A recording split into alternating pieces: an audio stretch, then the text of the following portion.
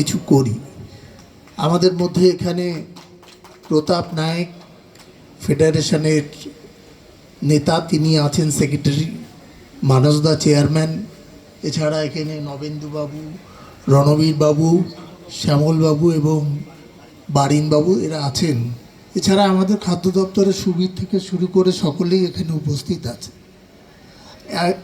এই যে আজকে এই রক্তদান শিবির করবার একটা উদ্দেশ্যটা কি, আমাদের বাংলার মাননীয় মুখ্যমন্ত্রী যাকে আমরা সবসময় মাথায় রেখে কাজ করি, দেখুন 11 সালের আগে আমরা যখন রক্ত দিয়েছি সেটা বাংলা একটা পরিবর্তন সাধনের জন্য। আমাদের দলের অনেক ছেলে রক্ত দিয়েছে, কিন্তু আজকে যখন আমরা রক্ত দিচ্ছি সেটা কিন্তু মানুষের পাশে দাঁড়ানোর জন্য, এটা আমরা মনে করি। কারণ আপনারা দেখবেন যে বিজ্ঞান অনেক কিছু আবিষ্কার করেছে, এখনো পর্যন্ত কিন্তু রক্তের কোনো বিকল্প আবিষ্কার হয়। সেই কারণের জন্য মানব শরীর থেকে রক্ত দিয়ে অন্য একটা মানুষকে সাহায্য করা যায়। কিন্তু বিজ্ঞানের কিছু অগ্রগতি কি ঘটেনি? ঘটেছে।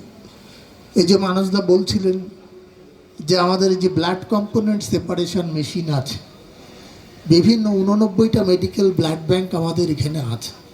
সেই ব্লাড ব্যাংকগুলোতে এই ব্লাড কম্পোনেন্ট সেপারেশন মেশিন থাকার সুবাদে আমাদের রক্তের মধ্যে উপাদান আছে, প্যাক্সল, হোল বডি, আমাদের প্লেটলেট, সেগুলো সেগ্রিগেশন করে যদি এখানে 100 মানুষ, এখানে ফেডারেশনের ছেলেরা, খাদ্য দপ্তরের শাখা যদি রক্ত দেন, তাহলে কিন্তু 300 মানুষ উপকৃত হবে।